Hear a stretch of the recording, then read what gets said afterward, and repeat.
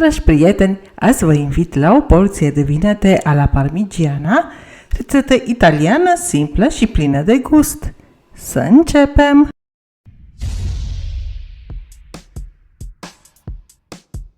Am această vânătă, cântărește 800 de grame, o decojesc și o tai felii de circa 5-6 mm, o puteți tăia rondele sau felii pe lungul vinetei. Pun feliile pe grilaj și le sărez, apoi le las circa o oră.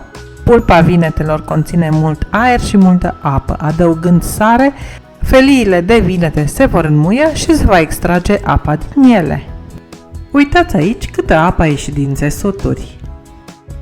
Cu șervețele de hârtie absorbante, tamponez fiecare felie în parte pentru a îndepărta excesul de umiditate. Într-un bol pun 2-3 linguri de făină și trec fiecare bucată de vânătă prin făină, scuturând ușor excesul. Să nu uit că vă dau o anumită cantitate de vinete, nu vă prea ajută la rețeta asta.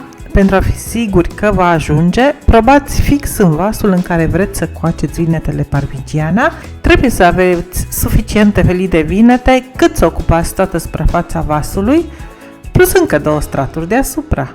Am încins ulei într-o oală încăpătoare și am prăjit feliile de vinete pe rând până se fac aurii pe ambele părți, fără să le înghesui prea multe odată. Vinetele prăjite le scot pe o tavă tapetată cu șervețele absorbante de hârtie. Acestea ne vor scăpa de grăsimea în exces. Într-o tigaie încăpătoare încing 2-3 linguri de ulei, adaug 2 căței de usturoi zdrobiți, câteva frunze de busuioc, călesc 1-2 minute la foc mediu să-și elibereze aroma, după care adaug circa 900 de grame de roșii zdrobite în blender, puteți pune și roșii curățate de coajă și tăiate cuburi, dar mi s-a părut mai simplu să le pasez pur și simplu în blender. Gătesc sosul de roșii pe foc mediu, amestecând din când în când până când scade.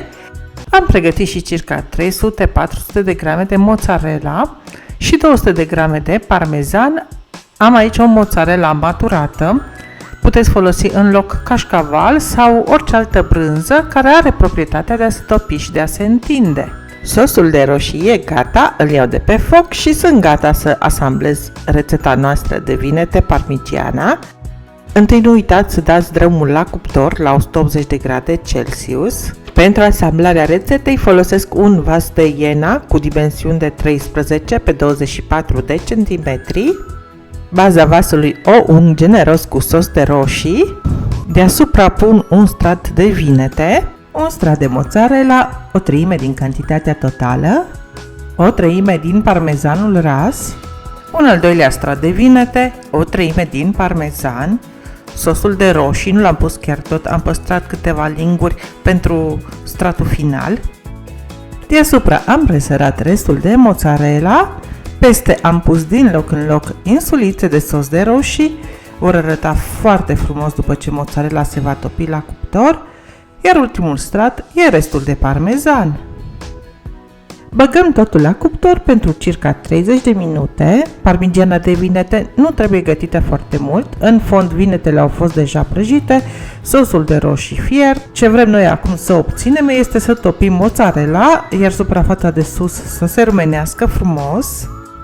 Și iată și rezultatul final, arată foarte apetisant această mâncărică, nu-i așa? Nu se taie imediat, se lasă circa 20 de minute să se așeze, de altfel cea mai bună mi se pare când este călduță, dar e bună chiar și rece, alături de o baghetă crocantă sau o felie de pâine prăjită, lângă niște orez gătit simplu.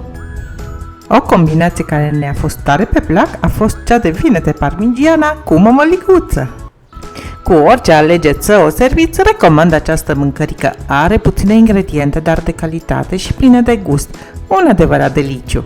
Sper să o încercați și voi, dragi prieteni, vă aștept cu impresii. Ca de obicei, sunt mai mult decât încântată că am gătit împreună în bucătărie. Like și share dacă v-a plăcut rețeta. Abonați-vă dacă vreți să ținem legătura. Vin cu rețete noi în fiecare săptămână. O zi minunată vă doresc în continuare. Bye bye!